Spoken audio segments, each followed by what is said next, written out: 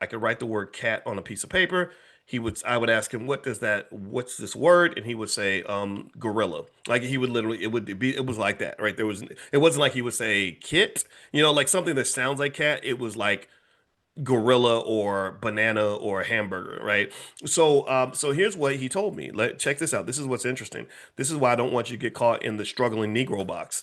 What he said was that basically he got identified early as learning disabled, even though he played video games like a genius, right? He could get on the video game, he could figure out the video game, but he couldn't, for some reason, he couldn't figure out how to read the word cat.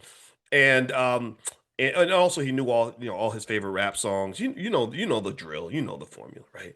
And he knew how to get a gun. I didn't know how to get a gun, but he figured out how to get a gun. I didn't know where to get a gun, and so what he said was he would go to school every day, and they because he got identified as learning disabled, they put him in a room with other learning disabled black boys. So it was mostly black boys in this room. Y'all know how the public school does. They really don't want your son to be successful. That would disrupt the whole system. There's a whole economy built around black failure and black struggle and black pain and black incarceration. I mean, billions are made just from incarceration alone.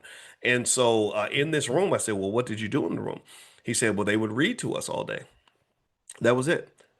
They didn't bother to teach them how to read. They just would read to them because they're like, because obviously you're mentally disabled, and because we care about you, air quotes, we're not going to force you in stress, to do this stressful thing like learning how to read."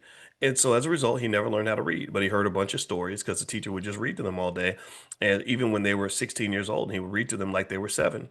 And so ultimately, when you get stuck in that poverty box and you get identified that way, and you start to embrace the struggle, it's a type of incarceration. It's socially incarcerating in the sense that society identifies you in a certain way. So it's like, oh, you poor little baby, you can't do anything for yourself, and then you identify yourself that way.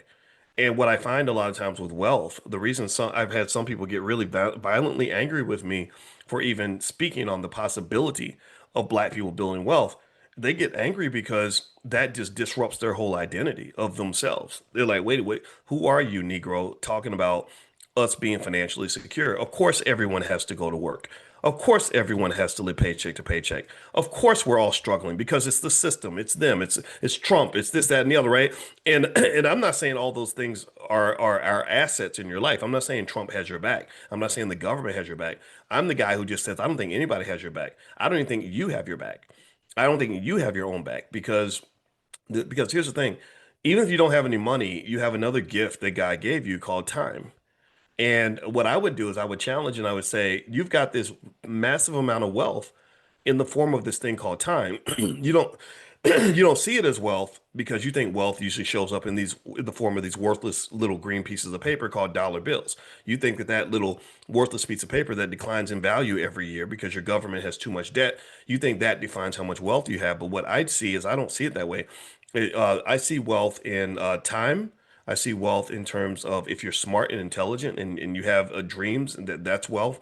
If you have connections with other human beings, that's wealth. If you have family, that's wealth.